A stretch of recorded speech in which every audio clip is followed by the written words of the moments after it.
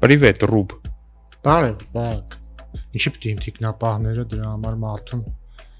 զուգարաններում սպանեն։ Բայց դու թիկնապահներ չունես։ Շոու կամ ստենդափ Ինձ շատ դժվար է իմ թիմակցին քննադատելը առնվազն ընեց, ոնց դա կարա անի ինդիմություն։ շեֆը ինչպես ասի։ Դե իմ ու քո դեպքում հաճախ պարտվում են, երևի ցան են դա տանում։ Իրանք արյուն ծախող տարիք են։ Սերժը չէր բացահայտելու իրան նախագահ կարգելու համար սպանված մարդկանց սպանությունները։ Տարբեր կվադրոբերների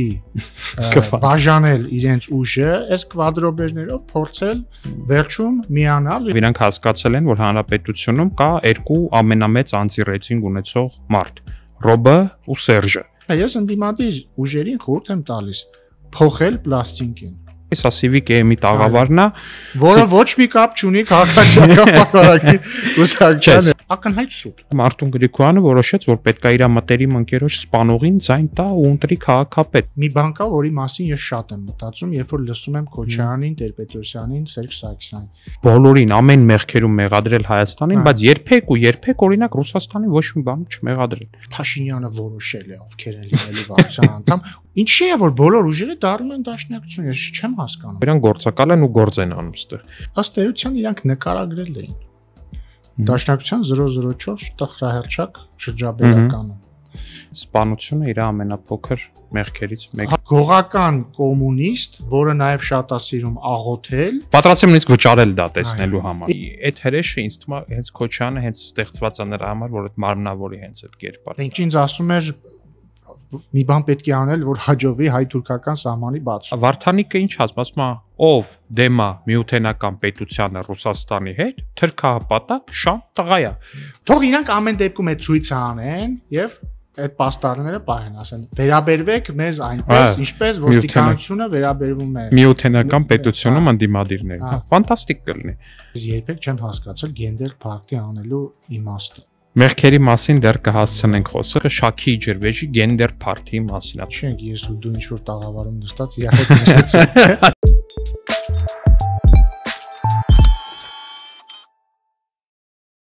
Привет, Ռուբ։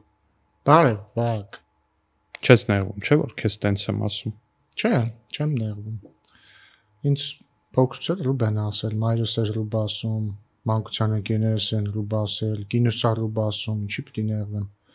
Ինչի՞ պիտի իմ թիկնապահները դրա համար մարդուն զուգարաններում սպանեն։ Բայց դու թիկնապահներ չունես։ Ճիշտ է, մոռացել էի։ Պապլավոկ էլ առանձնապես չեմ գնում։ Զարմանալի չի, որ պապլավոկ չես գնում։ Ինչևէ, քանի որ սկսեցինք այս թեմայով խոսակցությունը, երևի պետքա շարունակենք հենց այս թեմայով խոսակցությունը ու խոսանք Քոչարյանի ասուլիսի մասին։ Խոսենք Քոչարյանի ասուլիսի մասին։ Իմ լավագույն, իմ ամենասիրած զբաղմունքներից մեկն է դա։ Խոսել Քոչարյանի ասուլիսների մասին։ Օրինակ, ըստ քեզ Քոչարյանը ամեն դեպքում միջև ասուլիսը հանդիպել էր Կիրիենկոյի հետ, թե չէ։ Չգիտեմ, իրական կարևորել չի, որտեվ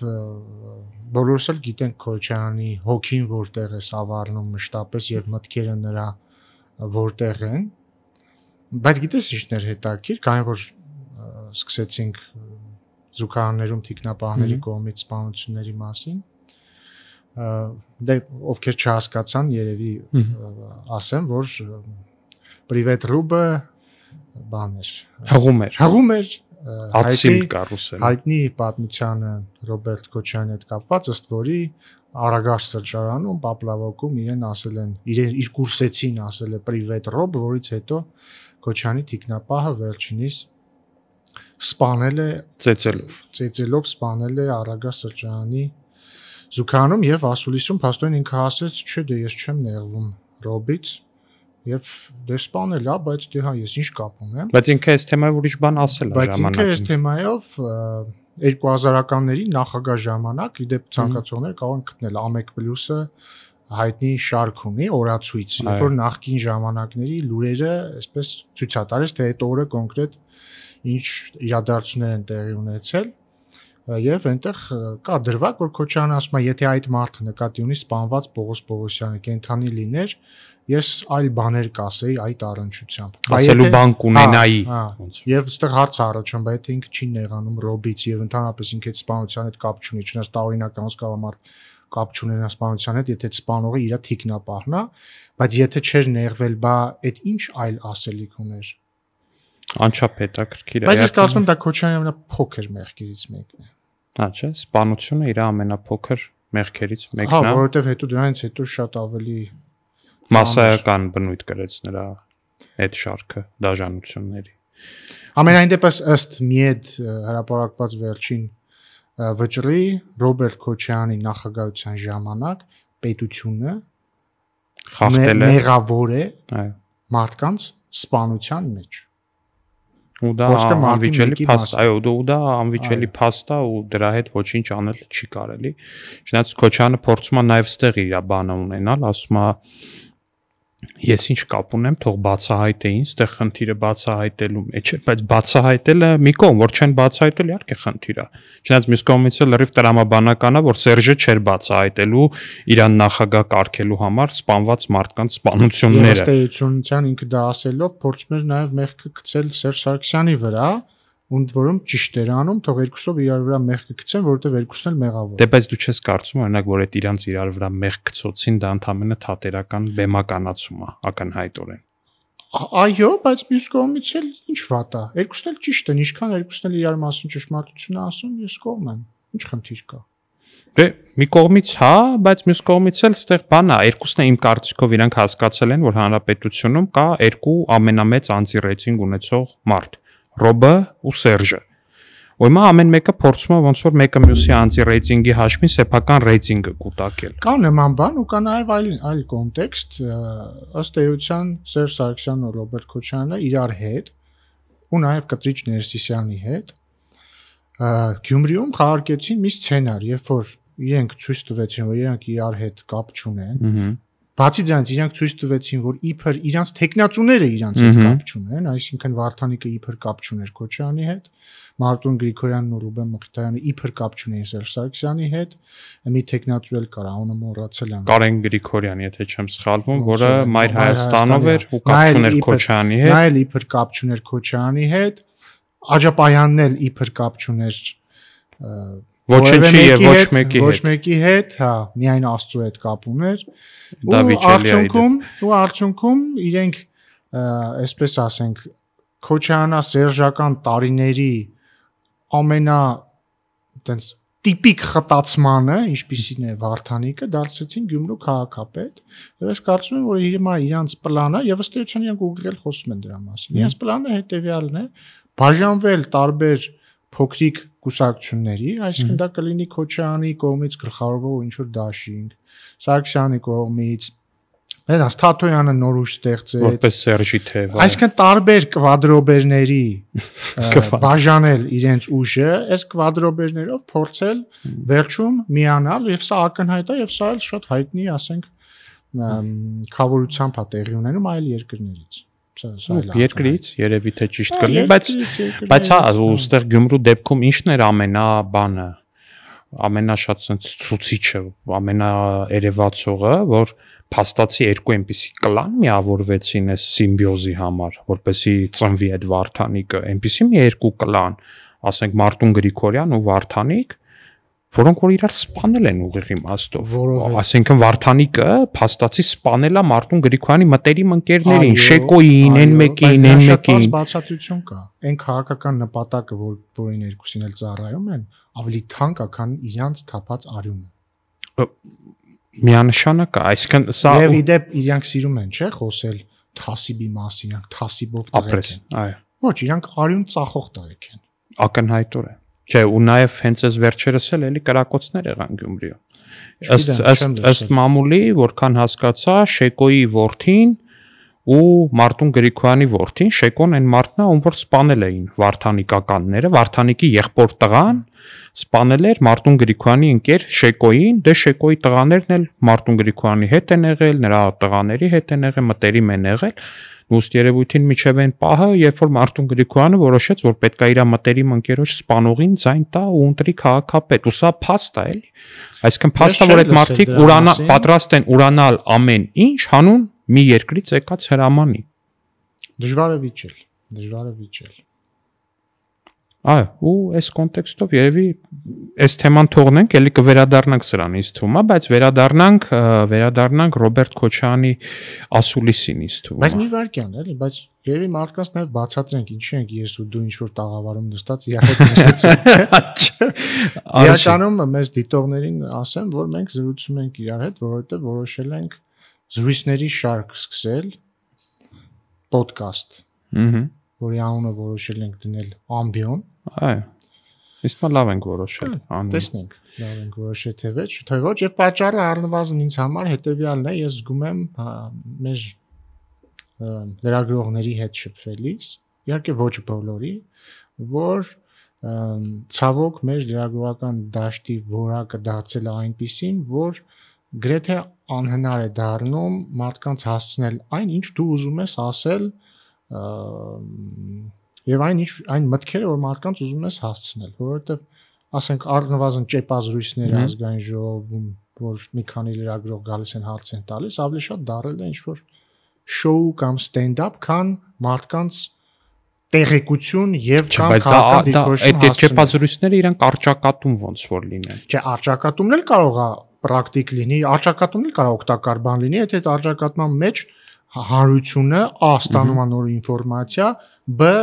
գնահատում է ինֆորմացիան եւ փաստերը, բայց այդպեսին չեն մեր ճեպազրույցները, որովհետեւ դրանք ինչ որ քաղաքական շոու են, երբ որ լրագրողները գալիս ինչ որ հայտարարություն են անում, դու էլ պատասխանում ես, այսինքն ինքը բան է,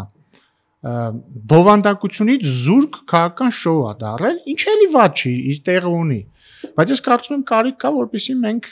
ունենանք ազատ ժամանակ խոսել նրա մասին, ինչի մասին ուզում ենք խոսել։ Բայց այստեղ այդ ճեպազրույցների հետ կապված մի բան կա։ Լրագրողները, ընդդիմադիր լրագրողները, այն լրագրողները, որոնք որ ծառայում են կոնկրետ քաղաքական ուժերի, որոնք որ ֆինանսավորում են այդ լրատվականը, իդե պետք է արձանագրենք մենք հիմա որտեղ ենք, էլի, սա Civic AM-ի տաղավարն է,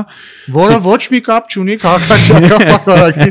ուսակցության։ Civic AM կայքը իրականում ի տարբերություն մյուս են ընդդիմադիր կայքերի, որ էլի ստվերային քեշով ֆինանսավորվում են ընդդիմության կողմից, քաղաքացիական պայմանագիր կուսակցությանն է պատկանում, քաղաքացիական պայմանագիր կուսակցության լրատվական կայքն է, դա գրանցված է, թափանցիկ է, ֆինանսավորումը քաղաքացիական պայմանագիր կուսակցության բյուջեից է, արտացոլվում է մեր հայտարարագրերում, այսինքն որ տենց բան չլինի, էլի ինչ գործ ունեն, այս ինչ լրատվականն է, այս ոնց է, սա քաղաքացիական պայմանագիր կուսակցության լրատվականն է։ Իսկ մյուս ընդդիմադիրների մասին, հատկապես ճեպազրույցների մասով, երբ որ խոսում ենք լրագրողների մասին, ես մի այսպիսի բան եմ նկատել։ Ընդդիմադիր լրագրողները իրար մեջ հաճախ պայմանավորվում են, թե կոնկրետ ոնց պիտի թիրախավորեն մեր քաղաքական ուժի քաղաքացիական պայմանագրի ներկայացուցչին, հետո վերջում իրար մեջ վերլուծում են, ասում են կրեցինք, թե կրվեցինք։ Այդ խոսակցություններին հաճախ ներկա եմ եղել։ Հետո այսինքն ու դե իմ ու քո դեպքում հաճախ պարտվում են, երևի ծանր են դա տանում։ Ամեն դեպքում լինել մեծամիտ Վահագն, դա մեղք է։ Մեղքերի մասին դեռ կհասցնենք խոսել, հատկապես որ եթե չեմ սխալվում,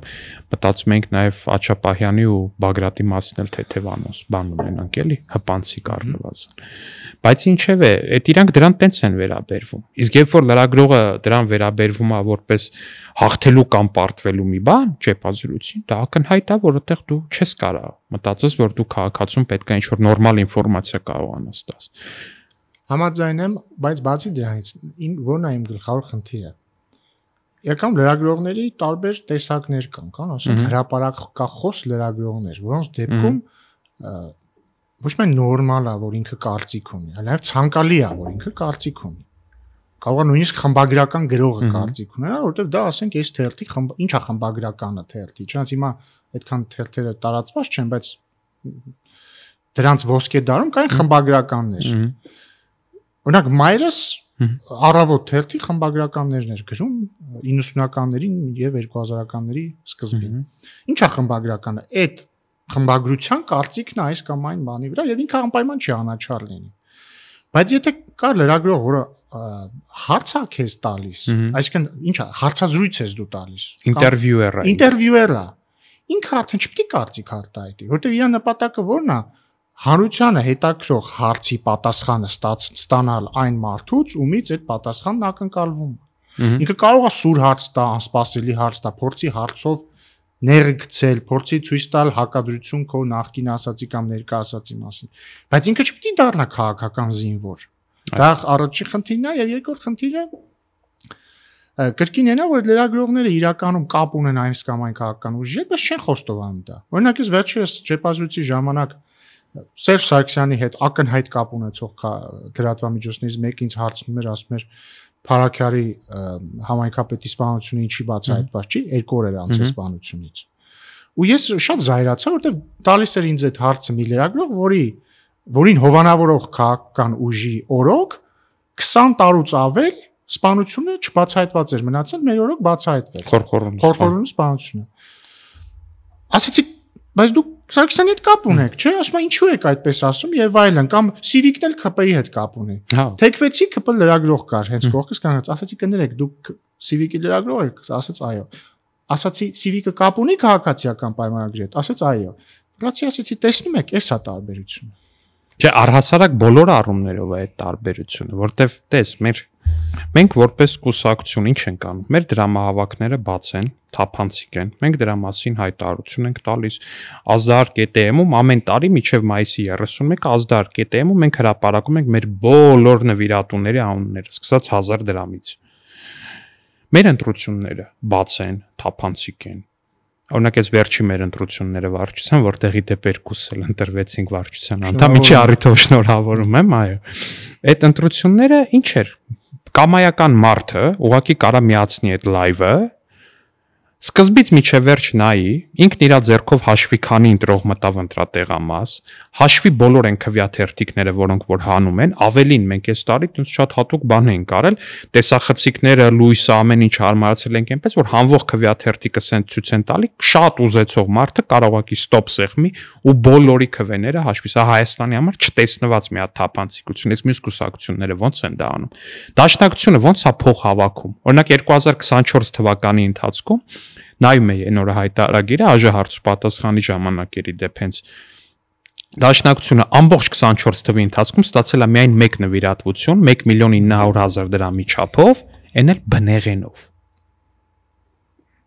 Ես քեզ ասեմ ավելին, հələ մի պահ ֆինանսավորումը թողենք մի կողմ, ընտրություններից խոսենք։ Մամուլը, էլի Սերժ Սարգսյանի Քոչյանի հետ փոխկապակցված մամուլը, Տեր-Պետրոսյանի նույն Սիրում են, չի ասել, ԿՊ-ում բան, շեֆը ինչպես ասի, կամ ինչ-որ տեսնում եմ աբսուրդային, միշտ ամեն մեր վարչության ընտրություններից առաջ գրում են Փաշինյանը որոշել է, ովքեր են լինելու վարչության անդամ, ու միշտ անուններ են մեջնում, կեսը սխալ է լինում եւ այլն, այսինքն արդյունքում ընտրվում են այլ մարդիկ, բայց իրենց ուժերում ո՞նց են ընտրվում։ Ընդհանրապես դու վերջին անգամ երբ ես մամուլում կարդացել, այսինչ կուսակցության վարչությունը կամ իրանց մոտ ոնց է կոչվում, չգիտեմ, բյուրոն եւ այլն ընտրվեց այսպես, կամ տեխնացուներն էին սրանք ընտրվեցին սրանք։ Ես օրինակ գիտեմ հանրապետականը ոնց է ընտրվում, իրանց մոտ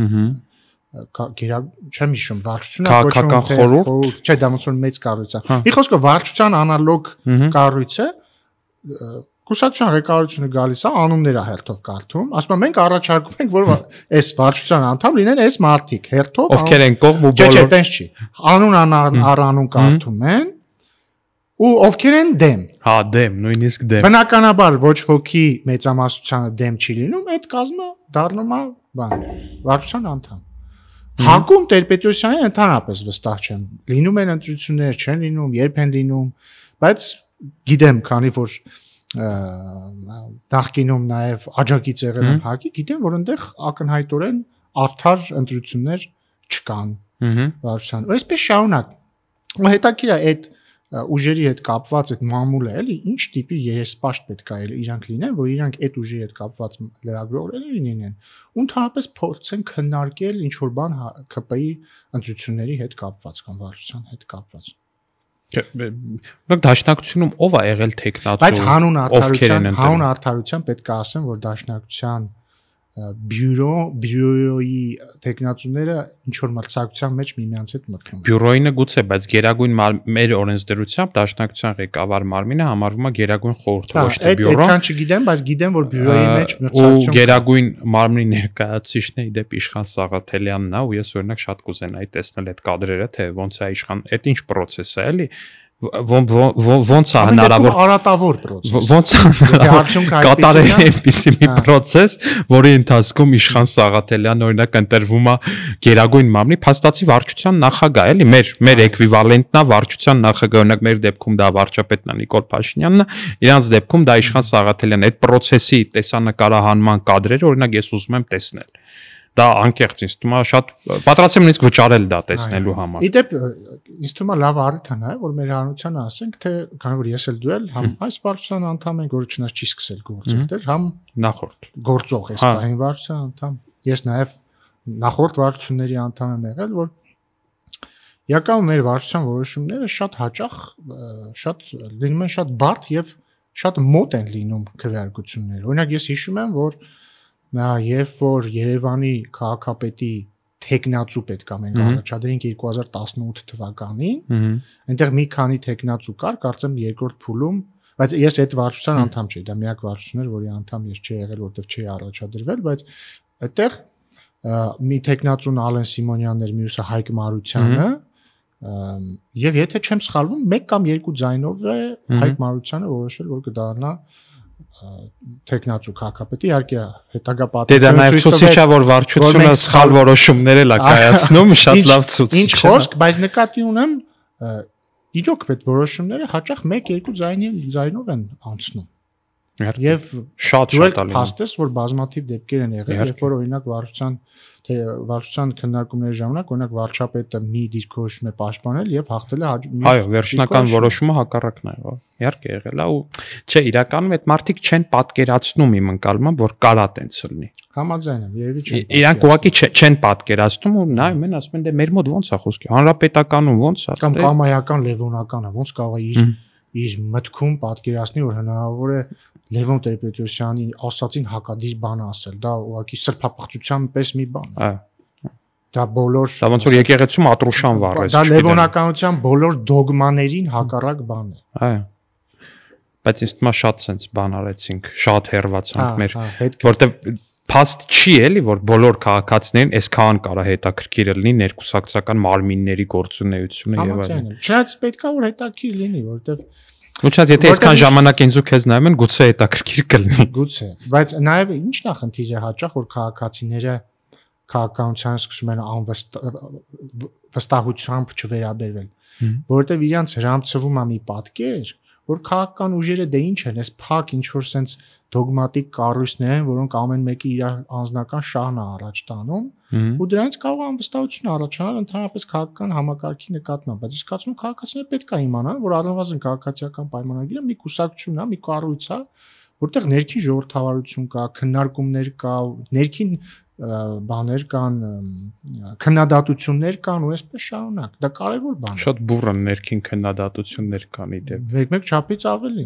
Անասելի ավելի։ Բայց հա, ես անկեղծ բան եմ ասում, ինձ մեկ-մեկ թվում է, որ մեր ընդդիմությունը, եթե օրինակ ինչ-որ տեսագրություններ կամ ձայնագրություններ փոխանցվի մեր ներքին քննարկումներից, մեր ինքնակննադատություններից եւ մնացած, կարող է, չգիտեմ, տենց շնորհակալությունների մի ամբողջ տարափղ են, որտեղ առնվազն իրանք մոտ չեն մեր ինքնակննադատության մակարդակին որպես քննադատող մեզ ինչքան է դժվար չէ օրինակ ինձ շատ դժվար է իմ թիմակցին քննադատելը առնվազն այնց ոնց դա կարա անի ինդիմությունը որովհետև դա փաստացի ինդիմության գործն է իսկ իմ դեպքում ես որոշակի բան եմ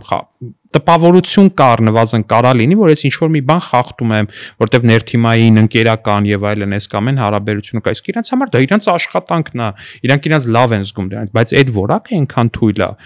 որ ստիպված մենք ենք ինքնակննադատությամբ զբաղվում բայց ինչևէ վերադառնանք ինքնակննադատության եւ քննադատության նկատմամբ ոչ այդքան տոլերանտ անձանց եւ հատկապես Ռոբերտ Քոչյանին որը տվել էր ասուլիս վերադառնանք այդ ասուլիսի հիմնական մեխը իհարկե այն էր որ Գյումրու սցենար են ուզում անեն բայց այնտեղ տարբեր բաների մեջով ինքը տարբեր թեմաներով անցավ առաջին այն էր ասում է նախ սա միջանց կա Թրամփի ուղուն չգիտես քան անդադ sense միջանցք էր անվանում sense սիստեմատիկ էլի սիստեմատիկ անվանում էր դա միջանցք ու հետո էլ փորձում էր բանաներ ասել դե սրա դիմաց ինչ է ստանում Հայաստանը ընդ որում ինքը ինչ էր անում նախ մի քանի ի սկզբանե սխալ պնդումներ էր անում ասում էր որ այս պայմանավորվածությամբ ԱՄՆ-ն ստանում է վերահսկողություն Հայաստանի տարածքի նկատմամբ կամ վստահում է վերահսկողություն Հայաստան-Իրան սահմանի նկատմամբ։ Ակնհայտ սուտ, այսինքն այն փաստարկը, որի վրա ինքը կառուցում էր իր հետազոտությունը կամ եզրակացությունը, ի սկզբանե կեղծ էր, որովհետև Վաշինգտոնի օգոստոսի 8-ի հռչակագրում Սևոնսկի տայպինգին գրված է, որ նախ բացում են բոլոր կոմունիկացիաները Հայաստանի եւ Ադրբեջանի միջև, այսինքն ոչ միայն Սյունիքով անցնող երկաթգիծը, այլ բոլոր կոմունիկացիաները։ Հետո ասում էր, թե որ սկզբունքների վրա են, հիման վրա են բացվում այդ կոմունիկացիաները, կրկին բոլոր կոմունիկացիաները, տարածքային ամբողջականություն, ինքնիշխանություն, իրավազորություն։ Հետո նոր ասում էր, որ այս ամեն ինչի մեջ կմտնի նաև Ադրբեջանից Նախիջևան կապը, հետո էլ ասում էր սրա դիմացել Հայաստանը կստացնա փոխադարձ օգուտներ։ Հիմա ստեղի որ կետից էր բխում, որ որևէ այլ երկիր վերահսկողություն է ստանում Հայաստանի որևէ տարածքի նկատմամբ։ Եթե Քոչարյանը նկատի ուներ թրիփը, կրկին նույն օգոստոսի 8-ի հռչակագրում գրված է, որ թրիփը նախագիծ է, որի վրա կաշխատեն ԱՄՆ-ն եւ Հայաստանը, բայց Հայաստանի տարածքային ամբողջականության, ինքնիշխանության եւ իրավազորության շրջանում։ Եվ հետեւաբար Վաշինգտոնի հռչակագիրը փաստաթուղթ է նրա մասին, որ միջանցքն անհնար է, որ հնարավոր չի լինի միջանցք, ոչ թե հակառակ։ Բացի դրանից Քոչյանը ասում էր, գիտեք, այս պայմանավորվածությունը միայն մի դեպքում կարող է իմաստ ունենալ, եթե Հայաստանը երկաթուղային կապ ստանա Իրանի եւ Ռուսաստանի հետ։ Բայց հենց դրա մասին է Վաշինգտոնի պայմանավորվածությունը։ Այսինքն ինքը էլի տպավորություն է ստեղծվում, թե գիտեք ինչ, սա անիմաստ է, քանի որ Հայաստանը կապ չի ստանալու Իրանի եւ Ռուսաստանի հետ։ Ոչ, հակառակը ստանալու է Հայաստանը կապ երկաթուղային Իրանի եւ Ռուսաստանի հետ։ Նույնը իդեպ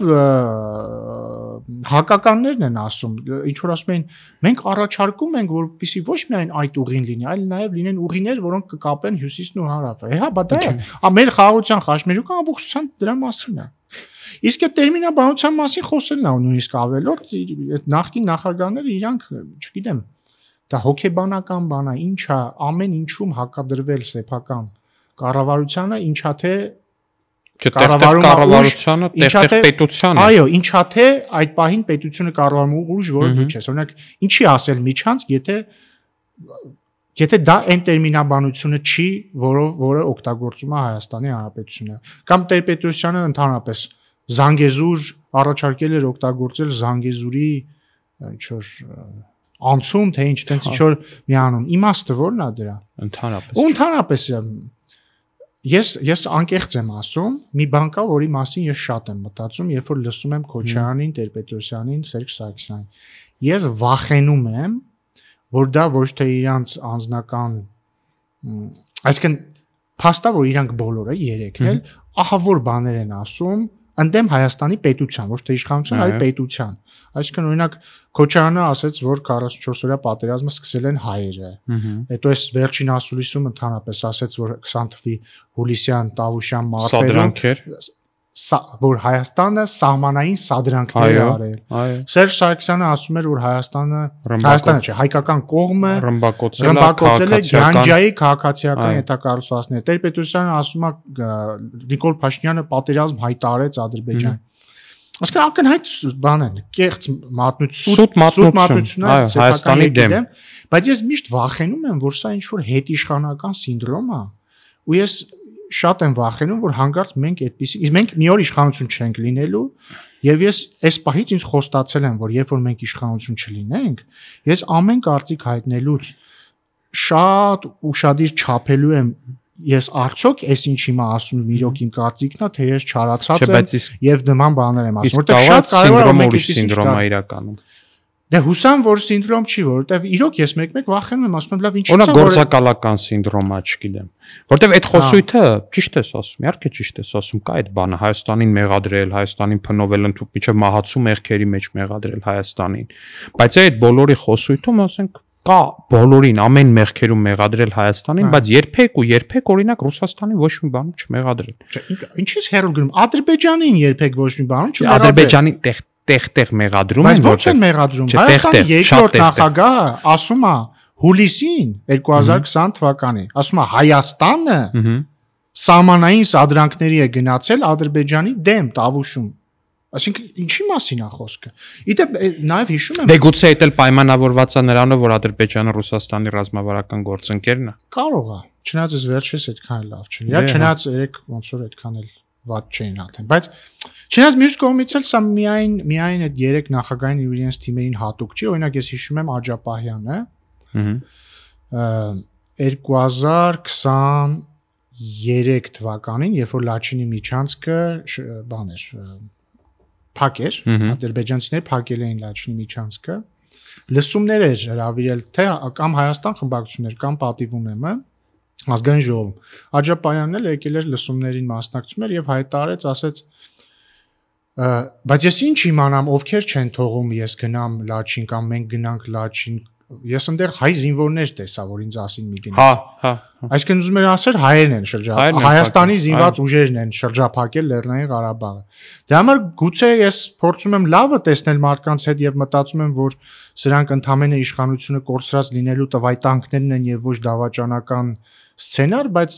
բայց ինձ թվում է բոլորն էլ հասկանում են, որ դա ուղիղ կոնկրետ ցուցումով աշխատանք է ընդհանրապես ոչ ավելին ու հենց այս կոնտեքստում է, որ Քոչարյանի ասուլիսը փաստացի սկսվեց արդյոք նա հանդիպել է Կիրիենկոյի հետ հարցով ու առհասարակ իմ ընկալմամբ դա այնքան ամոթ է մեր համար, որ մենք փաստացի ունենք հանրապետության 3 նախկին, 4 նախկին նախագահ, բայց նախագահական համակարգով աշխատած 3 նախկին նախագահ ու 3-ն էլ առնվազն իրենց առաջնահերթությունը Հայաստանի Հանրապետությունը չի։ Ու դա այնքան տեսանելի է, որ 3-ի համար էլ կա ավելի կարևոր պետություն այս աշխարհում, քան Հայաստանի Հանրապետությունն է։ Ու դա այնքան ամոթ է։ Իմ համար ուղղակի ամոթ է։ Ես ցավում եմ առաջին նախագահի համար, որովհետև ամեն դեպքում ինքը Հայաստանի անկախացման ակունքներում կանգնած է եղել առնվազն առերևույթ, որովհետև ինքը ամեն դեպքում առերևույթ անկախացման թե առերևույթ կանգնած է եղել առերևույթ կանգնած է եղել կամ առերևույթ այդ նպատակով է կանգնած եղել չէ նկատի ունեմ ես միշտ ինչ որ հարգանքի ինչ որ աստիճան պահել եմ առաջին նախագահ չնայած միշտ իմացել եմ որ ինքը ընտրություններ է կեղծել երբ որ ինքը ընդդիմադիր էր էլի բավական հիասթափեցնող բաներ արել բայց թե ինչպես ինքը դարավ նույն մակարդակի վրա Քոչարյանի ու Սարգսյանի հետ ցավալի է տեսնել, բայց դե հիմա իսկ գուցե միշտ է եղել։ Դե կամ էլ միշտ է եղել, դա էլ ավելի ցավալի է։ 21 թվականի ընտրություններին չես հիշում, որ պատմեց առաջ անգամ ու դա բոլորիս համար շոկ էր, որ դե հա Սերժի հետ միշտ էլ կապ եղել, հա, խոսել ենք բարբերաբար։ Համաձայն եմ, բայց լավ, համաձայն եմ, որ բովանդակային առումով 21-ին էլ էր արդեն հավասար, որովհետև ի վերջո Քոչարյանին ու Սարգսյանին առաջարկում էր միասին կոալիցիա կազմել ու մերժվեց բայց հիմա ինքը նաև բովանդակությունից բացի նաև ոճով հավասարվեց նրանց այսինքն բառամթերքը որ ինքը օգտագործում է թաթար-մոնղոլական դա արդեն դե թաթար հակականներ օրինակ ավելի շատ են ինձ թվում է թուրք բառը օգտագործում որպես վիրավորանք մեզ ուղված քան ասենք չգիտեմ այնտեղ դաշնակները իդեպ դա էլ է հետաքրքիր ինչի են բոլոր ընդդիմադիր ուժերը անընդհատ դառնում դաշնակցություն Այսինքն ինքը սկսում է, նայեք, օրինակ Տեր-Պետրոսյանը սկսել էր որպես քաղաքական ռացիոնալիզմի քաղաքականության բան, այտենց ռահվիրա, ջահագիր, կանթերներ պահում եւ հակականները եւ լևոնականները դառան բան, էլի այդ նույն լեզվամտածողության կրողը, որ այ թուրք դավաճաններ Թուրք դավաճանները այո հաստիկ սասուն մտնենք վան Էդմոն Մարուկյանը սկսել էր իր քաղաքական կարիերան լիբերալ քաղաքական ուժ լինելուց Եվրամիության հետ ինտեգրման ջատագով անցած այս տարի ազգային ժողովը ընդունեց Եվրաինտեգրման մասին օրենք Մարուկյանը ասեց թույլ չենք տալու Հայաստանի Ուկրաինացում ու ձեռի հետ էլ ասում է ես դեմ եմ Հայաստան-Թուրքիա սահմանի բացման եւ ասում է կեցե տաշիր սահման չէ հա բայց մի տարի առաջ ինձ ասում էր մի բան պետք է անել, որ հաջողվի հայ-թուրքական սահմանի բացումը։ Բայց լավ առնվազն դու Մարուկյան Էդմոնի մասին ենթադրում եմ այդքան պետքա շատ չկենտրոնանաս։ Դե շատ չեմ կենտրոնանում, թեթևի մեջ եմ կենտրոնանում։ Դե օքեյ։ Չէ, ընդհանուր թեզի մեջ եմ ես ասում, էլի, այսինքն ինչի է որ բոլոր ուժերը դառնում են դաշնակցություն, ես չեմ հասկանում դա։ Չէ, ասեմ, ես դրա պատասխանը ունեմ, ես սրա մասին մտածել եմ։ Հակը սեկտրից, հակը դաշտից նույնիսկ ինչ նոր ուժեր կան, ես սրա մասին մտածել եմ, իրականում ստեղ խնդիրը ո՞րն է։ Մենք տանում ենք քաղաքականություն, իրական Հայաստանի գաղափարախոսությունն ենք առաջ քաշել, տանում ենք այս քաղաքական գիծը, ասում ենք, որ առաջնահերթը խաղաղությունն է, իրական Հայաստանի իրական սահմանները, այդ սահմանների ամբողջականությունը, Հայաստանի զարգացումը փաստացի։ Ու այդտեղ նաև ներքին քաղաքական ու ներքին թեմաներ մի շարք էլի։ Հիմա մարդը ուզում է զբաղվի ընդդիմադիր քաղաքականությամբ։ Խոսքը այն մարդկանց մասին չի, ովքեր վճարված են կամ գործակալ են ու ստորագրել են կոնկրետ մի հատ հատուկ ծառայությունը մոտարերկրյա, որ իրան գործակալ են ու գործ են անում ստեղ։ Մարդը զբաղվում է, ասենք, ընդդիմադիր քաղաքականությամբ, ասում է, լավ, հիմա ես ընդդիմադիր եմ, չի սիրում մեզ, ուղղակի նայում է ինձ ու քեզ ու ատում է։ Ուղղակի, չգիտեմ, վարչապետին է ատում, անցի սիմպաթիա ունի։ Ինքը քաղաքական խոսույթ պետք է ձևավորի։ Եվ անում է ուղղակի հակառակը ինչ մենք ասում։ Չէ։ Ամենահեշտ ճանապարհն է ընտրում։ Ծեծված են, ծեծված կածանով ուղղակի շարունակում է գնալ, որտեվ այդ շատ հեշտ է, ասենք, նայում ես, դե եղել է պատերազմ, եղել է պարտություն, թուրք, դավաճան, հողատու, կա արդեն, որտեվ շատ ավելի դժվար է ասելը, այ գիտես ինչ, դու գնում ես խաղաղության։ Ես այդ քո խաղաղության բանին կողմ եմ, ես կողմ եմ այդ խաղաղության։ Բայց ես ինչը սենց, Բայց հա, օրինակ ես կարծում եմ, որ Եվրամիությանը կարելի ավելի արագ անդամագրվել, օրինակ, չգիտեմ։ Կամ թեկուզ ասի ես դեմ եմ Եվրամիությանը անդամագրմանը, բայց դրան չհակադրի այլ պետության կազմ մտնելը, օրինակ։ Այո, որոշ շանտղեկի պես։ Հա, միանշանակ, շատ հետաքրքիր շանտղերքի պես։ Բայց այդ քանի որ դժվար է, դա իրանից քաղաքական միտք է պահանջում, դա ռեսուրս է պահանջում։ Արդյոք տեսլական գրելը, երբ որ դու իշխանություն ես, գաղափարախոսություն ունենալ, շատ ավելի դժվար է, քան որպես ընդդիմադիր ուղղակի ծեծել այդ բոլոր թեզերը։ Հասկանում եմ եւ համաձայն եմ, բայց իրանք շատ կոնտրպրոդուկտիվ բան են անում, որովհետեւ դա չի աշխատելու։ Իհարկե չի։ Օրինակ, միակ պատճառը, որ քաղաքացիական պայմանագիրը հաջողեց հեղափոխության հարցում, այն էր, որ մենք այն ժամանակվա ընդդիմադիր կլիշեներից դուրս եկանք։ Օրինակ, եւ սա մեր ընդդիմադիր գործընկերները, որոնք մեզ դիտում են, իդեպ ողջուն ենք նրանց, կարող են ընդունել որպես անվճար խորհուրդ։ Քաղաքացիական պայմանագիրը ստեղծվեց 2015 թվականին եւ ինքը իրականում եւ մենք ինչ ա եղավ, փաստորեն ինչ ստացվեց, մենք 3 տարվա մեջ հասանք իշխանության Հայաստանում։ Բայց ինչի շնորհիվ, որովհետեւ մենք նախկինում ընդդիմադիր ուժերի, շարժումների արած ոչ մի սխալ չկրկնեցինք, մենք նոր բաներ էինք անում։ Օրինակ, մինչև այդ ընդունված էր, որ ընդդիմադիր ուժերը պետք է ունենան մի հատ sense սուպեր լիդեր, որը միշտ ճիշտ է, բոլորը լսեն իրան, ասեն, դե ինքը մի բան գիտի, եթե ասում է sense ան։ Մենք դրանից ի սկզբանե հրաժարվել էինք եւ նոր արդեն խոսեցինք, թե քաղաքացիական պայմանագրում ինչ քննարկումներ են եղել միշտ։ Մենք հրաժարվեցինք այն խոսույթից, որ դե բանա ռեժիմը խոճապի մեջ է եւ այլն եւ այլն։ Մենք օրինակ 2017 թվականին խորհրդարանական հերթական ընտրություններ եղան, որում հանրապետականը հաղթեց։ Անարդար, որովհետեւ ընտրակաշառք էր բաժանել, բայց մենք ի տարբերություն այն ժամանակվա անդիմադիր ուժերի, որոնք ասում էին բան էլի ոնց որ կոպիտ ասած ժողովրդին ցույց չէին տալիս այն պատասխանատվությունը, որ ինքը ժողովուրդը ունի։ Մենք ասում ենք ժողովուրդ ջան, հա էլի ընտրությունները կեղծված են, որտեղ ընտրակաշառքը բաժանվել, բայց դուք եք վերցրել այդ ընտրակաշառքը։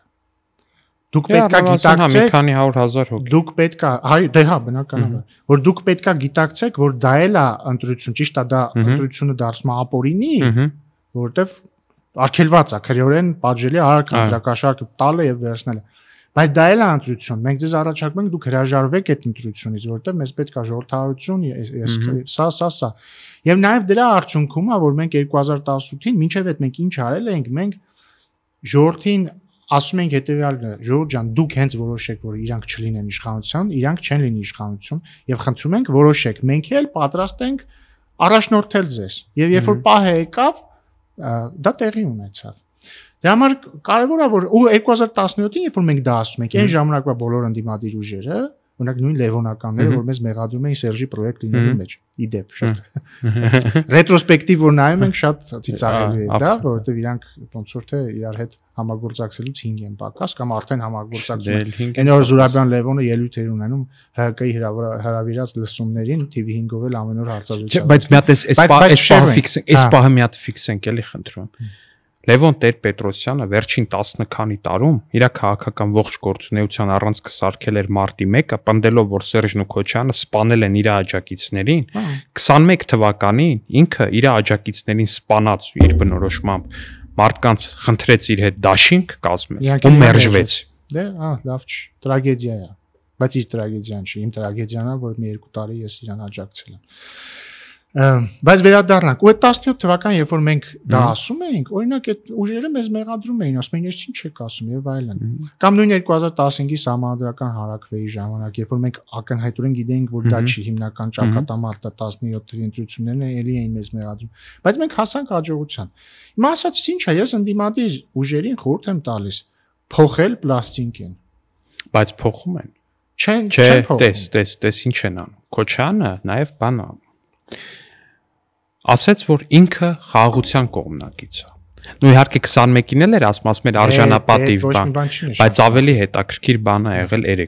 3 Պետրոս Ղազարյանի հյուրն էր ԱԺ падգամավոր դաշնակցական Գառնիկ Դանիելյանը։ Ու Պետրոս Ղազարյանը ամբողջ նայել է իդեպ։ Շատ հետաքրքիր։ Ամբողջ հարցազրույցի երևի հալալ կեսը Պետրոս Ղազարյանը հարցնում էր, ասում էր դաշնակցությունը ուզում է Ղարաբաղը հետ բերի թե չէ, ու ամբողջ հարցազրույցի ընթացքում Գառնիկը փորձում էր ասել, որ դե առաջնահերթը Ղարաբաղցիների վերադարձն է Ղարաբաղ, Ղարաբաղցիների վերադարձն է Ղարաբաղ, Ղարաբաղցիների վերադարձն է Ղարաբաղ, այդ հարցից ամեն կերպ խոսափում էր։ Հետո սկսեց պատասխանել. դե պետքա լայն իրավունքներ ունենան, էս ունենան, այն ունենան, այն ունենան։ Այսինքն փաստացի ինքնավարության մասին էր փորձում խոսել, էլի։ Այսինքն որ ճիշտ հասկանանք ինչա տեղի ունեցել, էլի, էս էլ է շատ կարևոր մի բան։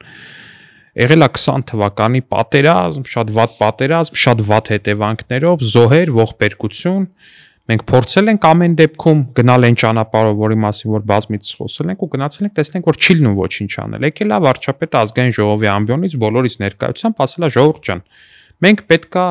Ղարաբաղի հարցում նշաձողն իջեցնենք, այսինքն անկախությունից ցածր մի բան ուզենանք, օրինակ ինքնավարություն։ Դաշնակները հենց տեղում հայտարարել են, սա դավաճանություն է, սա չգիտեմ ինչ է, այն բոլորով դրդել են Ղարաբաղի խորհրդարանի կինոմատիկ ձևով դուրս են եկել ազգային ժողովի դահլիճից, այդ օրը կամ հաջորդ օրը չեմ հիշում, գնացել են իբր Ղարաբաղ հենց այդ օրը,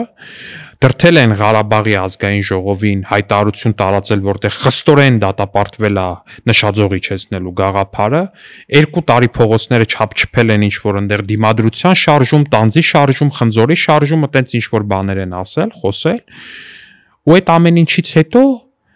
տեղի ունեցել բանը Լեռնային Ղարաբաղում էլի իշխանազավթում իրանց կողմից բռնի չէ, մի խոսքով հեղաշրջում է տեղի ունեցել ու այդ հեղաշրջումից հետո մի քանի օր հետո Ղարաբաղում հայ չի մնացել, մի քանի օր հետո պատերազմ է եղել, հարյուրավոր զոհեր են եղել, բոլոր Ղարաբաղի հայերը դուրս են եկել Ղարաբաղից, բոլորն առանց բացառության։ Մենակ այն Քոչյանի ֆանատ դավաճանության համար դատվողներ կարծեմ մնացել։ Չէ, եւս մի քանի։ Հա, Ստեփանակերտի պարետ են։ Քոչյանի ֆանատներ էլի Փեյջով։ Մի խոսքով, բոլորը դուրս են եկել, այդ ահռելի մասշտաբների ողբերգությունը տեղի է ունեցել, ու ինչի համար որ Գառնիկ Դանիելյանը դրանից 3 տարի հետո գա ու ասի, որ դե լայն իրավունքներ, դե պետքա որոշվի, դե ես քեզ ասեմ ավելին։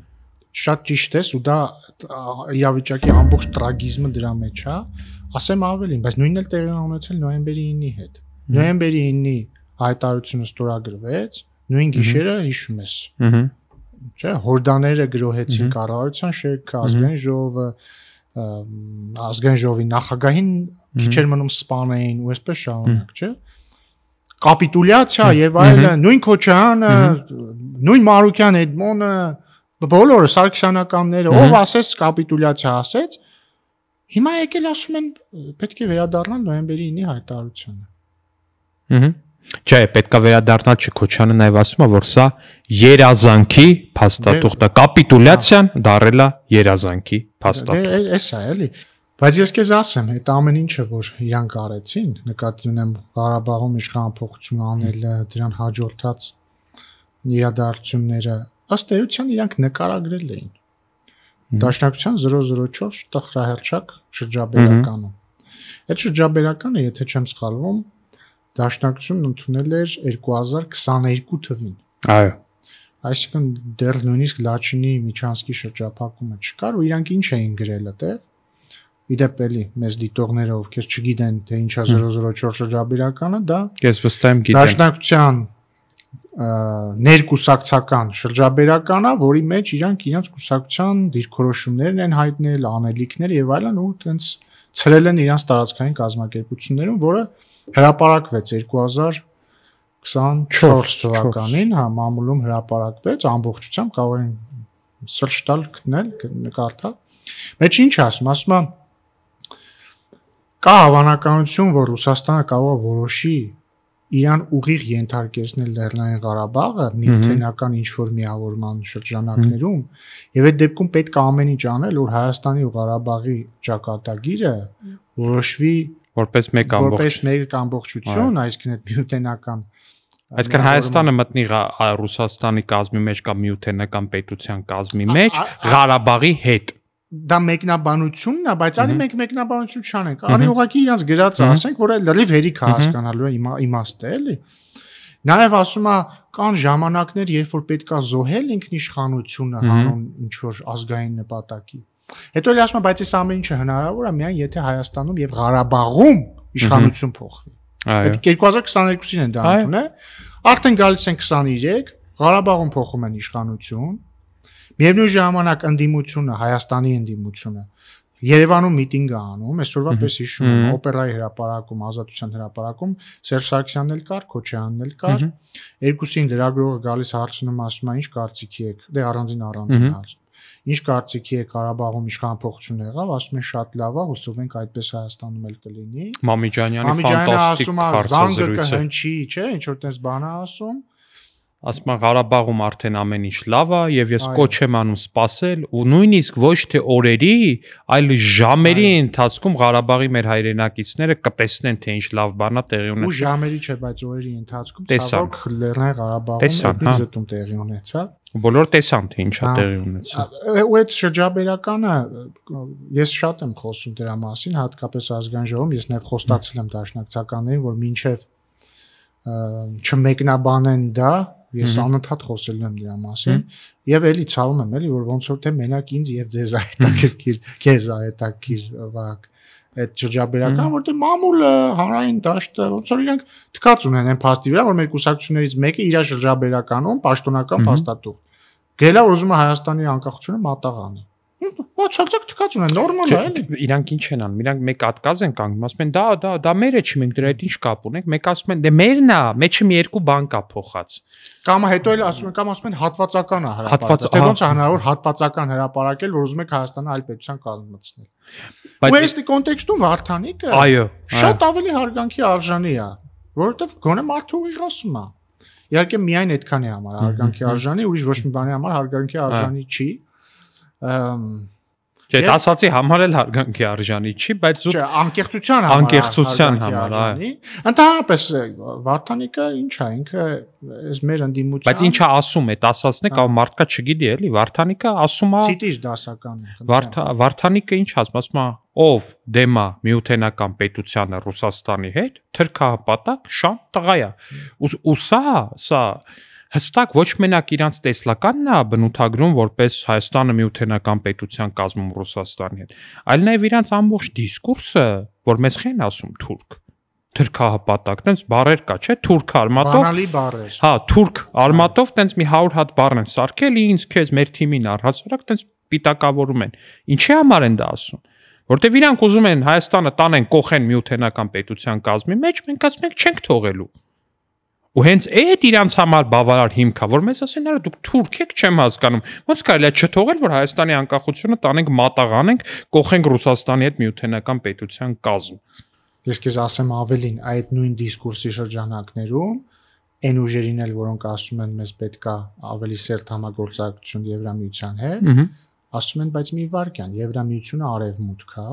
Արևմուտքն է նաև ՆԱՏՕ-ն, Թուրքիան ՆԱՏՕ-ի անդամ է, հետեւաբար Հայաստանից արևմուտք է գտնվում։ Այստեղ Թուրքիան է, հետեւաբար ոչ դուք էլի ուզում եք տանեք թրքվածման։ Այսինքն իրանց մոտ ամեն ինչ տանում է այդ բառին, ու դա էլի իրանց, ինչ ասեմ, դա էլի թոք է, որով ուզում են կողպեն մեր բոլորի եւ ընդհանրապես մեր հանրության միտքը ուզում են կողպեն, անկախությունն էլ տանեն ասեն սիրուն ոնց այսքան տարի տարել են շարունակեն հասցնեն իր տրամաբանական ավարտին ու Վարդանիկը իհարկե այս ամբողջ ընդդիմության այդ գծի մեջ ընդդիմության իդեալական բանն է մարմնավորումն է այսինքն հավաքական կերպարը այսինքն գողական կոմունիստ որը նաև շատ է սիրում աղոթել որը ուզում է Հայաստանը մտցնի միութենական պետություն ու թքած ունի Հայաստանի քաղաքացիների վրա նրանց անվանումը շանտաղա, եթե նրանք այդ գծից դուրս են։ Ըստ էության սա է Քոչյանի դեմքը, Սերժ Սարգսյանի դեմքը, իրանց, չգիտեմ, աջակիցների դեմքը, սա է Կատիժ Ներսիսյանի դեմքը։ Բայց ըստեղ բաներ, չէ, հիշում ես անցած նիստերիներ ես դուրս եկա ազգային ժողովի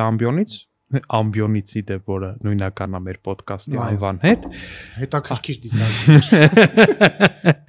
ազգային ժողովի ամբիոնից ասեցի պատիվ ունեմ հարգելի պու եւ Հայաստան դաշինք հարգելի քոչայանականներ մի հատ արտահայտվեք էլի Վարդանիկի այս արտահայտության շուրջ իրանք որտեվ ծպտուն չէին հանում կատեգորիկ ծպտուն չէին հանում այդ արտահայտության շուրջ ասում էի ասեք դուք օրինակ միութենական պետության կողմնակից եք թե Վարդանիկի ասած շանտաղա ուստեղ կա երրորդ տարբերակ կամ այդ դիլեման առհասարակ դատապարտում եք, ասենք ինչպես մենք, որտեղ մենք այդ մեծ այդ դիլեման Հայաստանի քաղաքացիների բացարձակ մեծամասնության այդ դիլեման չի վերաբերում, որտեղ մենք Վարդանիկին մերժում ենք ու իրան համարում ենք եղկելի կերպար։ Ու հետեւաբար իր առաջարկած դիլեմաներից դուրս ենք։ Բայց ասում եմ դուք ձեն հանեք, ծպտուն հանեք, չէին հանում, մինչև 3 թե առաջի օրը, երբ որ Քոչյանի խմբակցության են դաշնակցական Մեհեր Մելքոնյան Այն շատ հայտնի քաղաքական գործիչ չի, բայց падգամավոր է դաշնակցականը դուրս եկավ հայտարարություններ գրե, եկաճառեր գրե։ Մի հատ, որի մեխանիզմն էր, որ Վարդանիկը ընտրված քաղաքապետա ձեռքերը թերու Վարդանիկից։ Իհարկե, այսինքն ինքը այո, այսինքն իրանք փաստացի ստորագրեցին Վարդանիկի այդ արտահայտության տակ։ Ես կասեի, այո, եւ դա նորմալ է իրանց տեսանկյունից, որտեղ 004 շրջաբերական։ Այո։ Բայց մի հետաքրքիր բան ասեմ, էլի, քանի որ խոսեցինք ընդդիմության եւ միութենական պետության մասին, չես կարծում, որ ամեն քաղաքական գործիչ, ինչ որ ինքը քարոզում է, ինքը պիտի այդպես ապրի։ Եվ հետեւաբար, օրինակ, ասենք, չգիտեմ, ինչ որ X քաղաքական ուժը, եթե քարոզում է, որ պետք չի լինի կոռուպցիա, ինքը պետքա լինի կոռուպցիայից զերծ։ Եվ այսպես շան։ Հիմա այն ընդդիմադիրները, որոնք քարոզում են միութենական պետություն, չես կարծում, որ այդ ընդդիմադիրները պետքա կոչ անեն կառավարությանը եւ իրավապահ մարմիններին, իրենց վերաբերվել այնպես, ինչպես միութենական պետությունում վերաբերվում են ընդդիմադիրներին, չես կարծում, որ այդպես ազնիվ կլինի։ Այսինքն Վարդանիկը պիտի դիմի իրավապահ մարմիններին, ասի իրավապահ մարմիններ։ Խնդրում եմ ինձ վերաբերվեք այնպես, ինչպես ընդդիմադիրներին վերաբերվում են միութենական պետությունում։ Օրինակ Քոչյանը դիմի ասի ինձ վերաբերվեք այնպես, ինչպես օրինակ վերաբերվել են տարատեսակ ընդդիմադիր գործիչների, չգիտեմ, այնտեղ։ Այո։ Տիխանովսկայային, չգիտեմ։ Հա, լավ։ Անուններ չտանք, հա։ Անուններ չտանք, բան։ Հա, չէ, արդար կլինի, չէ՞ տենց։ Եվ ես առաջարկում եմ իրենց այդ կոչով հանդես գալ եւ ես օրինակ կարծում եմ դու էլ ակաջակցենք այդ կոչերին։ Իրագործմանը չենք աջակցի, որտեղ դա մեր բաներից դուրս է, բայց առնվազն նրանց եթե պատրաստ են նման կոչ անել, նույնիսկ կարանք հրավիրենք ստեղից այդ կոչը անել։ Հա, հետաքրքիր դա։ Մենք կմերժենք իհարկե այդ կոչը ու խնդրանքը, որտեղ դա մեր արժեքներին ա դեմ։ Պատգամավորներ ենք, մենք իրավապահ մարմիններ չենք, բայց եթե իրանք այդպես են, բայց չէ որ դա լավ բան է, չէ։ Արդար է, առնվազն արդար է։ Չէ, իրանք տեսանկյունից դա լավ վերաբերմունք է, չէ։ Բայց ինչի իրանք այդ լավ վերաբերմունքին չարժանանան։ Չէ, լրիվ համաձայն։ Իսկ թվում է նորմալ է ստացվում։ Իսկ արդար առնվազն շատ արդար է, որ մարդուն 10 են, ինչ ինքը քարոզում է ու ուզում է ուրիշների համար։ Բայց իրական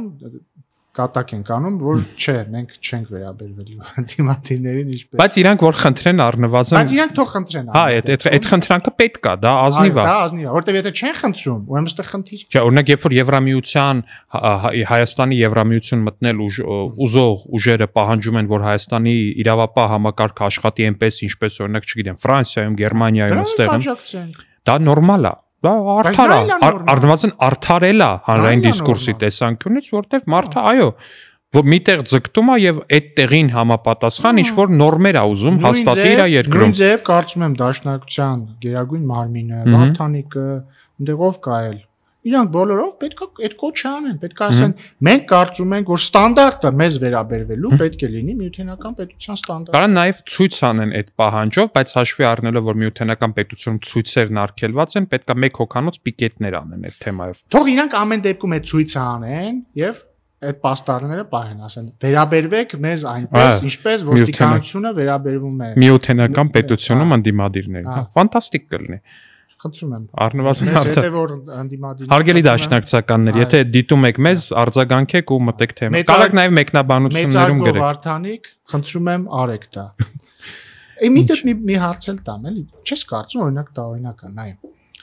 Կան մեծահարուստ հայեր, մեր ժողովուրդը տաղանդավոր ժողովուրդ է եղել, դարերից ի վեր, չէ՞։ Կան մեծահարուստ հայեր, ասենք ԱՄՆ-ում, Ֆրանսիայում, Անգլիայում,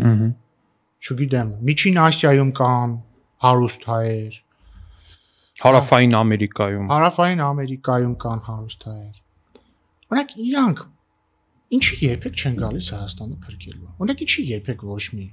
ամերիկահայ կամ ֆրանսահայ կամ արգենտինահայ չի եկել հայտարել, որ ինքը մուտք է գործում քաղաքականություն, որպեսզի փրկի Հայաստանը։ Չէ, օրինակ եղել են բազմաթիվ, ասենք, կա չէ, Մանուկյանները կան բրիտանահայ, Քրքորյանը կա, բայց դա փրկություն չի, դա աջակցություն է, բարեգործական է։ Քաղաքական իմաստով ինչի իրանք երբեք չեն գալիս Հայաստանը փրկելու։ Ինչի են օրինակ այդ փրկող հարուստ հայերը միշտ միակ մի երկրից, Ռուսաստանից։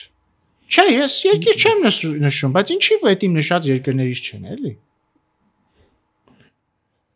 Ֆենոմենա։ Կամ ուրիշ բան ասեմ, այն հարուստ հայերը արտասահմանից, որոնք գալիս են Հայաստանը փրկելու։ Ինչի սկզբից չեն փորձում փրկել իրանց հիմնական բնակության երկիրը։ Ինչու՞ նա քաղաքականությամբ չի։ Կարծում են այնտեղ ամեն ինչ ֆանտաստիկ է։ Հա։ Չէ, օրինակ բան է։ Հա, լավ, տրամաբանական է։ Ինձ թվում է կարծում են, որ այնտեղ ամեն ինչ ֆանտաստիկ է ու ձգտում են Հայաստանը առնվազն տանել դեպի այն նորմերը։ Դե ուրեմն հետ են գալիս իմ նախորդ ասածի։ Ուրեմն իրանք պետք է մեզ կոչ անեն, իրենց վերաբերվել այնպես, ինչպես իրենց հիմնական բնակության երկրում։ Իհարկե, դե դա շատ տեսանելի բան է։ Հա։ Բայց նաև էլի մի ֆանտաստիկ բան կա, դու էլ հենց այսօր սրա մասին գրառում ես կատարել իրականում։ Բանը Տաշիր Սամոյի գրառման մասին եմ, այդ բանի հայտարարության 44-օրյա պատերազմի օրերի ընթացքում ինչ էր գրել, տեքստը ինչ էր։ Հա, ես այտենց վերհիշեցի, Աշոտ ոչ թե վերհիշեցի, էլի, եւ գտա, որ ինքը 44-օրյա պատերազմի 3-րդ օրը սեպտեմբերի 29-ին գրել էր մոտարապես հետեւյալը կամ մոտարապես հետեւյալ հայտարարություններ։ Չէ, մոտարապես չէ, որ Լեռնային Ղարաբաղում իրավիճակը անհանգստացնող է, կոչ ենք անում կողմերին նստել վերադառնալ բանակցություններին եւ փնտրել խաղաղ լուծումներ։ Այսինքն այս տպավորություններ, որ այս հայտարարությունը անողը, ասենք, բանն է։ ԵԱԿ Մինսկի խումբն է կամ ինչ որ ԵԽՎ զեկուցող է ինչ որ հարցով կամ ԵԽՎ-ն է։ Այն ժամանակ ԵԽՎ զեկուցողները բանը շատ էլ հասցեական հայտարարություններ են։ Բայց այսինքն տպավորություններ, որ մարդը ինչ որ երրորդ կողմ է։ Այսինքն եթե այս հայտարարությունը օրինակ այդ գրառմանս տակ մեկը հարց էր տվել, բայց ինչ խնդիր կա այս հայտարարության հետ։ Գրել է, դե եթե օրինակ այս հայտարարությունը Շվեյցարիայի ԱԳՆ-ն կազմած լիներ, ոչ մի խնդիր չէր լինի, շատ շապված, ձևված, չեզոք դիվանագիտական հայտարարություն է։ Բայց դա արել է այն մարդը, որը հայտ է ներկայացնում, այսօր կարդացի, հայտ է ներկայացնում դառնալ Հայաստանի գաղափարական ղեկավար։ Թե առաջնորդ ղեկավար ղեկավար Չէ, օրինակ Աստված հերու տանի ինքը դառնա ղեկավար գաղափարական Հայաստանի ու Աստված էլ ավելի հերու տանի, որ ասենք ինչ որ ագրեսիա լինի Հայաստանի Հանրապետության դեմ, ինքը կոչ է անելու Հայաստանի Հանրապետությանը եւ ագրեսոր պետությանը, օրինակ նստել բանակցությունների սեղանի շուրջ։ Ու մի հատ էլ բան Չէ, կներես, բայց շատ օքեյ է, որ Ռուսաստանի քաղաքացին անկախ ցակումից եւ նման տեքստ ասի հա Ռուսաստանի քաղաքացին ինչ որ ռուս խոշոր գործարար, ռուս օլիգարխ, այտենց տեքստ ասի, հա։ Ու այդ օրերին տենց բան էլ չէր եղել, որտեվ դե հա հիմի Ռուսաստանի օլիգարխա տենց բան ասել։ Բայց երբ որ այդ հայտարարությունը արած մարդը մեկ էլ վդրուկ գալիս է ասում է դե բարև ձեզ ես եկել եմ մեր ձևով, ձեր ձևով, ձեր գաղափարական ղեկավար, ձեր գաղափարական ղեկավարն եմ ելնելու, մի հատ մարիոնետ այդտեղ վարչապետ բան եմ դնելու, բարով ես եկել ընկեր ջան։ Փրկիր մեզ, փրկիր, խայտարակություն ա ուղղակի, այս աբսուրդի թատրոնը տենց ինչ որ մի պահի վերջ պիտի ունենա, բայց չգիտեմ թե որն է այդ պահը։ Կունենա, բայց ուրիշ հետաքրքիր բան էլ կա, էլի։ Ինչ է ստացվում։ Ես այսօր օրինակ կարդացի այդ լուրը, որ Սամվել Կարապետյանի եղբոր տղան, հա, ոնց որ ասել է, որ Սամվել Կարապետյանը, մենք Սամվել Կարապետյանին պատկերացնում ենք Հայաստանի գաղափարական երկրի որպես երկրի գաղափարական ղեկավար։ Ացեցնացի, էլի։ Չէ, լավ, արի բան չանենք, չչափազանցնենք, այդ չէր ասում, ացեցնացի չէր ասում, բայց գաղափարական ղեկավար։ Լավ, բայց հիմա ինչ է ստացվում, այսինքն իրանց պատկերացմամբ հետեւյալն է։ Մարդ պետք է տասնամյակներ շարունակ չապրի Հայաստանում։ Իսկ պետք է արտագաղթի։ Ես ուզում եմ հիշեցնել, որ Սամվել Կարապետյանը արտագաղթել է Հայաստանից։ Արտագաղթելու մեջ ինքնին բան չկա, ինչ ասեմ։ Խնդիր։ Չէ, խնդիր կա, բայց այն իմաստով ամոթ բան չկա, որ բոլորս էլ ունենք բարեկամներ, որոնք ժամանակին արտագաղթել են տարբեր երկրներ։ Հա, իրանք մեկը մեր հարազատներն են, մենք իրանք սիրում ենք։ Բայց ինքնին ես կարծում եմ, եթե դու հավակնում ես պետական քաղաքականությամբ ես զբաղվում, առնվազն դու պետք է այնպիսի մարդ լինես, որը թեկուզ ամենադժվար պահերին երկրում է ապրել։ Բայց լավ, այդ հեչ։ Ինքը արտագաղթել է, հարստացել է, լավ է արել, ուրախ եմ։ Ինքը ստացել է Ռուսաստանի քաղաքացիություն, ինքը այլ երկրի հայրենասեր պիտի լինի թղթաբանորեն։ Ինքը իհարկե երկքաղաքացիություն կա, կարող լինի համ այլ երկրի հայրենասեր, համ Հայաստանի հայրենասեր, բայց այդտեղից մենք գիտենք, որ միայն Հայաստանի հայրենասեր չի ինքը։ Մի հատ էլ Կիպրոսի հայրենասեր, այսինքն իր սերը առ հայրենիք բաժանված է 3 մարդիկ արդեն իսկ։ Հա, բազմասեր է։ Ոնց էր, չէ՞, տենց մի խնդիր էլ պոլիգաման է։ Քաղաքական հայրենասիրական պոլիգամա, հա։ Մենք մոնոգամ ենք օրինակ։ Մենք հա հայրենասիրության տեսանկյունից մոնոգամ։ Եվ ոչ միայն հայրենասիրության տեսանկյունից։ Այդտենց խնդիր կար նաև Բագրատ Սրբազանի հետ իդեպ։ Բայց իր դեպքում նույնիսկ աստվածաբանական խնդիր կար, որովհետև ինքը կանադայի քաղաքացի է եւ կանադայի քաղաքացի լինելուց պետքա մարդը, որ ընդունում է կանադայի քաղաքացիություն, ինքը պետք է հավատարմության երթում տա Մեծ Բրիտանիայի մոնարխին։ Այո։ Իր ժամանակ դա Եղիսաբեթ Թագուհին է եղել, ընդհանրում եմ, որը նաև անգլիկան եկեղեցու ղեկավարն է, Բրիտանիայի մոնարխը, թագավորը կամ թագուհին, անգլիկան եկեղեցու գլուխն է։ Ստացվում է հայ առաքելական եկեղեցու arczepiskopos-ը նաև անգլիկան եկեղեցու գլխին էր հավատարմության երթում տվել, բայց սա իրականում տենց անլուրջ խոսակցություն է, զուտ հետաքրքիր էր։ Բայց հա, վերադառնալով Սամվել Կարապետյանին, այսինքն ինքը գնացել է, ինքը երկու այլ երկրի քաղաքացի է, ինքը չի ապրում Հայաստանում, ինքը արի ճիշտը խոսանք, էլի, ինքը նույնիսկ հայերեն նորմալ չի խոսում, ինչը նորմալ կլներ այլ մարդկանց մոտ, ովքեր ծնվել են Ռուսաստանում, իսկ Հայաստանում է ծնվել, ու նույնիսկ նորմալ հայերեն չի խոսում։ Ու ինքը պետք է դες մի օր որոշի գա ասի ես ձեր գաղափարական ղեկավարն եմ։ Հա? Կամ ինքը պետք է գա ինձ ասի դու դավաճան ես։ Հա? Ես որ ամբողջ կյանքս ապրել եմ Հայաստանում, ծառայել եմ Հայաստանի զինված ուժերում, դու որ ապրել ես Հայաստանում, ծառայել ես Հայաստանի զինված ուժերում։ Ես ու դու մեր կյանքը կապված է Հայաստանի հետ։ Հայաստանի հետ մի բան եղավ, մեր հետ էլա մի բան լինելու։ Մենք ուրիշ հայրենիք չունենք, ուրիշ քաղաքացիություն չունենք։ Բայց ինքը պետքա գա, ասի ես ձեր գաղափարական հայրն եմ, ինչ որ մեկին էլ իր ինչ որ մանկլավիկի պետքա ասի, այ ինքն էլ վարչապետն է։ Ինքը կարծում է որ Հայաստանի վարչապետը պետքա իր մանկլավիկը լինի։ Ինքը ակնհայտորեն տենց է կարծում։ Եվ հետեւաբար ինքը ուզում է որ Հայաստանի վարչապետը մանկլավիկի լինի։ Հա, ակնհայտորեն ինքը այդպես է կարծում։ Ու թույլ չենք տալու։ Չէ, միանշանակա որ թույլ չենք տալու, սա ի սկզբանե անլուրջ խոսակցություն է, որովհետև տագետ, հասկանում։ Չէ, վիրավորական չի, երբ որ մարդը Հայաստանում է ծնվել ու մեծացել, բայց հայերեն նորմալ չի կարողանում խոսալ, դա տագիտություն է։ Կրկին, արի չմտնենք այդ դաշտ։ Այդ չի գլխավոր հարցը, դա չի։ Գլխավոր հարցը այն է, որ մարդը Հայաստանից գնացել է, ընդունել այլ երկրի քաղաքացիություն, ապրում էր համենայն դեպս այլ երկրում։ Հիմա քրեակատարողական հիմնարկում Հայաստանի համար ամենածանր օրերին, պատերազմի օրերին, երբ որ մեր զինվորները զոհվում էին այդ պատերազմում, ասում եմ կողմերին կոչ եմ անում, ոնց որ տենց կողմերն էին տենց ինչ որ կողմ բաններ, էլի, տենց հավասարության նշան դնելով Հայաստանի ու Ադրբեջանի մեջ, ու հետո մի օր գալիս է ասում, այ հիմա բարև ձեզ, այ հիմա ես եք, այ հիմա ես իմ ձևով կմիջամտեմ։ Ու ասեմ քեզ, նայ, մեր համադությամբ կառավարության անդամները, падգամավորները չպետք է երկքաղաքացի լինեն։ Բարձրագույն ղեկավարությունը դա ինչի համար է արված։ Դա արված է հետեւյալի համար, որ Հայաստանի բարձրագույն ղեկավարությունը, падգամավորները, նախարարները, վարչապետը սիրեն միայն մի հայրենիք, լինեն ունենան միայն մի հայրենիք։ Այո։ Ճիշտ է, կուսակցության ղեկավարի համար նման պահանջ չկա։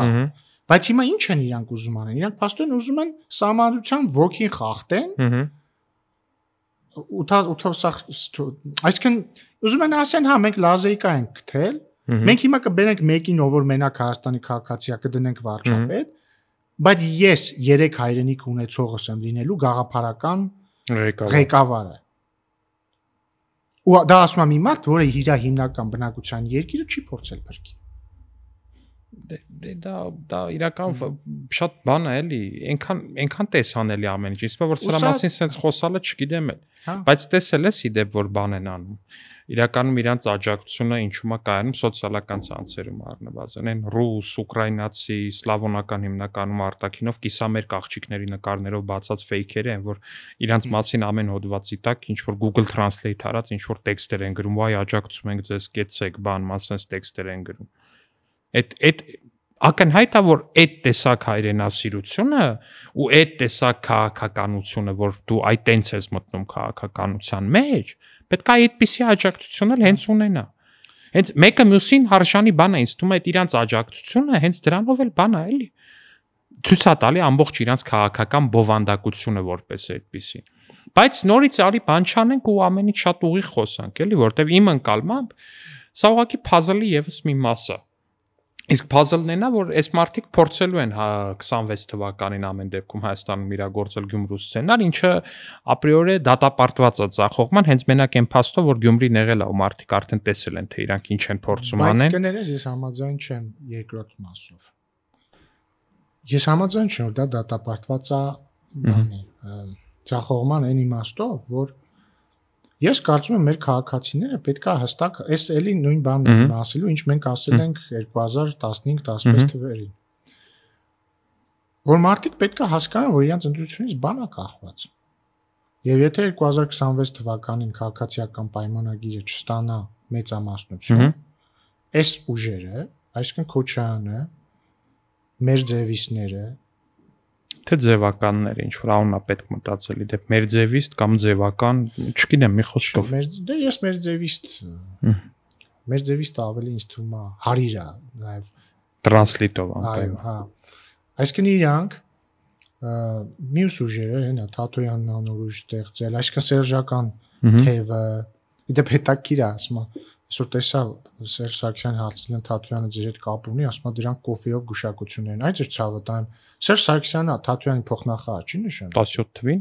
թվին կարծեմ, հա, ստորագրությամբ Սերժ Սարգսյանի հրամանագրով Արման Թաթոյանը նշանակվել է փոխնախարար։ Ում տեղակալն է եղել, ժամանակով Արփին Հովհաննիսյանն էր երևի,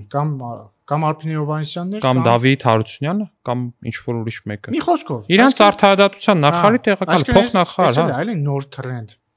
Կամ նույն այդ Սամվել Կարապետյանի եղբոր տղան։ Ասում եմ, մեզ փորձելու են իշխանությունը մեր դեմ ֆեյք նարատիվներ է տանելու, մեզ փորձելու են մեղադրել նախկինների հետ կապի մեջ։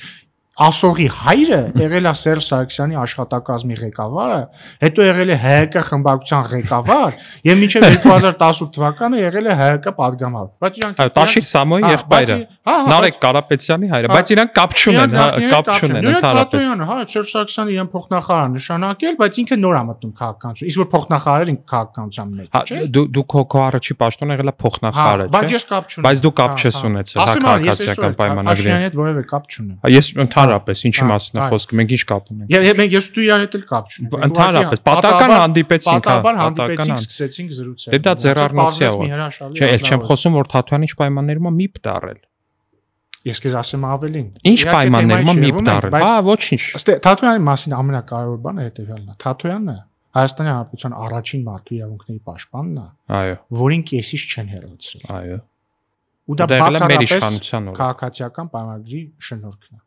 Բայց ինքը նշանակվել էր, չէ՞, մի վարքան էս ֆիքսենք, քանի որ Կարեն Անդրեասյանը մի զեկույց էր հրապարակել, այո, որտեղ ազնվորեն խոսել էր մարդու իրավունքների մի շարք խախտումների մասին Հայաստանի Հանրապետությունում, Սերժին դա ընդհանրապես դուր չէր եկել, ու Սերժը որոշել էր, որ ինչա նշանակում ունենալ անկախ մարդու իրավունքների պաշտպան։ Բայց դրանից առաջ դա տեղի էր ունեցել նաև Արմեն Հարությունյանի հետ, դրանից առաջ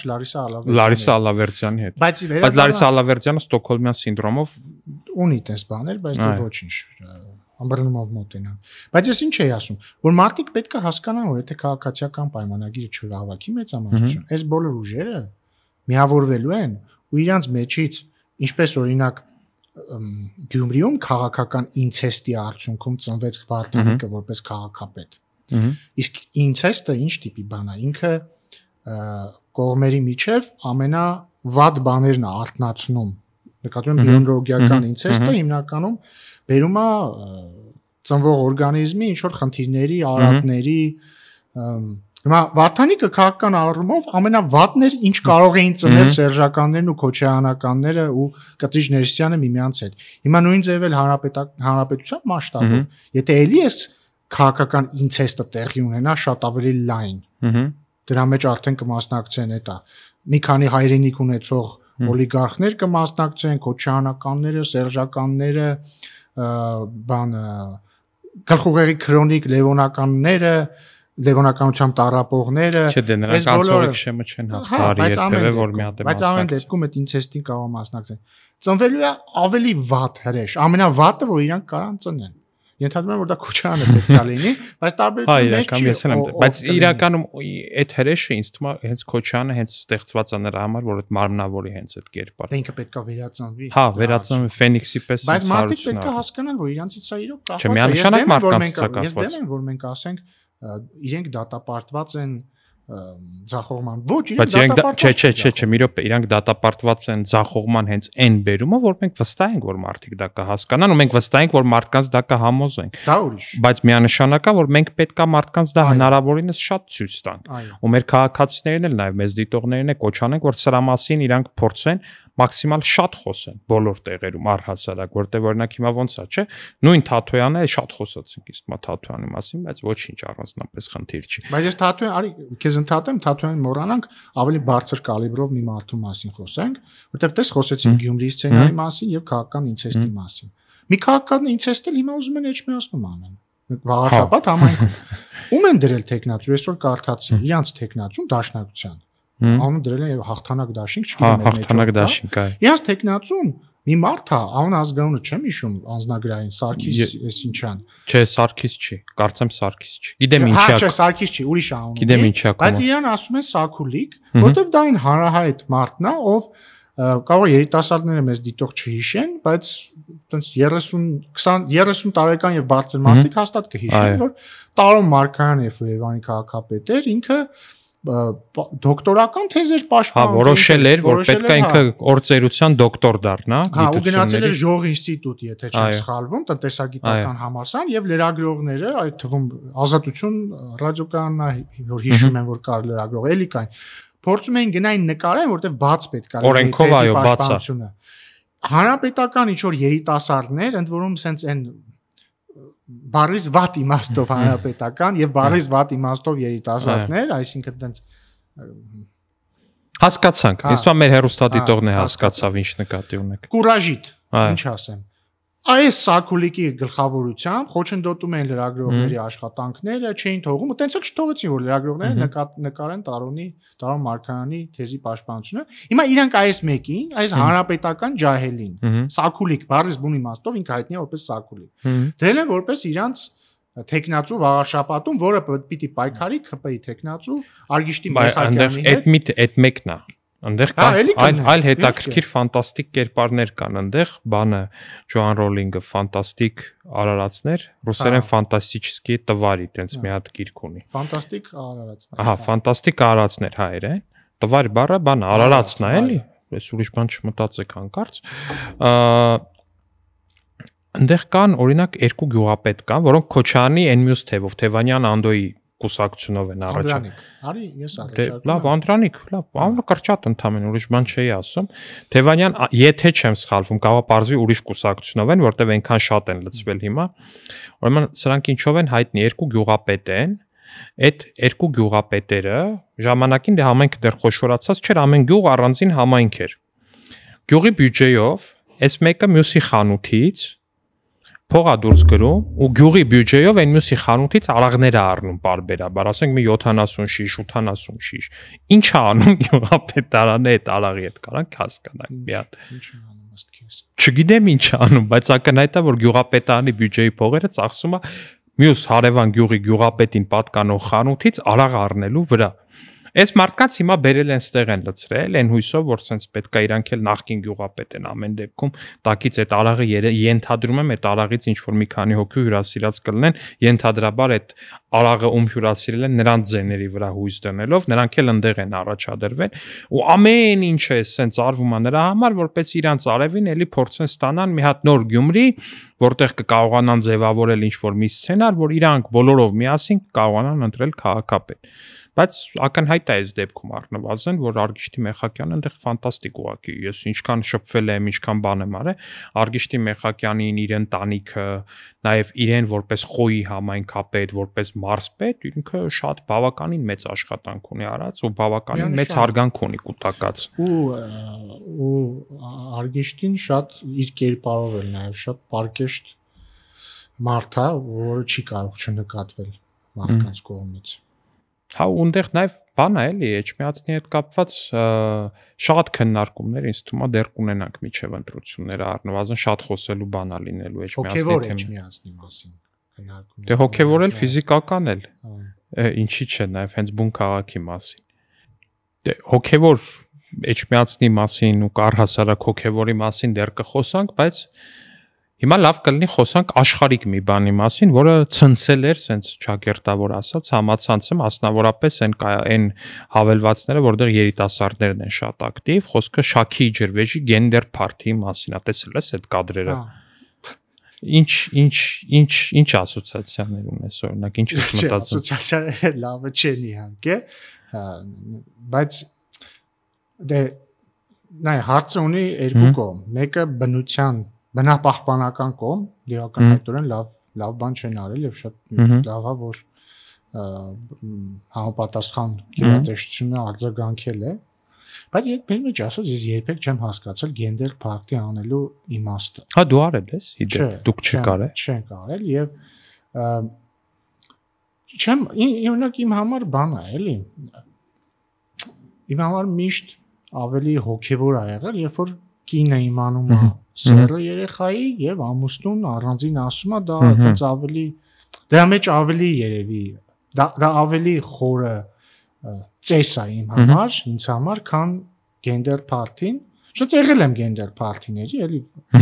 վատ չանց է, բայց ես չեմ հասկացել օրինակ երբեք։ Իմ դա ավելի շատ տպավորություն է, որ կանայք են հիմնականում բանանում։ Կանայք են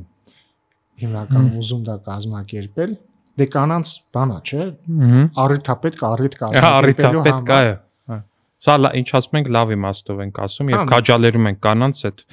առիթ կազմակերպելու գործունեությունը։ Իրական թող շատ լինեն գենդեր փարթիները, միայն թե շատ երեխաներ ծնվեն Հայաստանում, դա մեզ պետք է։ Հա, բայց բնությանը վնասնել մաքսիմալ քիչ լինի։ Դե դες երիտասարդներին հետաքրքրող թեմաներից էլ խոսեցինք։ Իսկ թվում է ամեն ինչից հասցրեցինք խոսել ու բայց ինչ հետաքրքիր է, չէ՞, որ ես ու դու փաստորեն հասել ենք այն կետին, որ մենք խոսում ենք երիտասարդներին հետաքրքրող թեմաներից։ Ինչը նշանակում է, որ ծերանում ենք պարուսևակ, դե գուցե ենթադրաբար, բայց ինչև է, ինձ թվում է լավ զրույց ստացվեց, չգիտեմ, բայց լավ կլինի, որ մեր հեռուստադիտողները անպայման մեկնաբանություններում գրեն, թե ինչ թեմաներ իրանց դուր եկավ, ինչ թեմաներ կան, որ իրանց հետաքրքրում են ու կուզենան, որ անպայման մենք խոսենք այդ թեմաներից։ Նաև կարող եք հարցեր գրել ինձ, Ռուբենին, այդ հարցերին, դրանց որոշներին առնվազն անպայման կպատասխանենք, եթե մեկնաբանություններում գրեք, անպայման հավանեք տեսանյութը ու կիսվեք տեսանյութով, Ռուբեն։ Ստեսություն Վահագն։ Ստեսություն, Ռուբեն։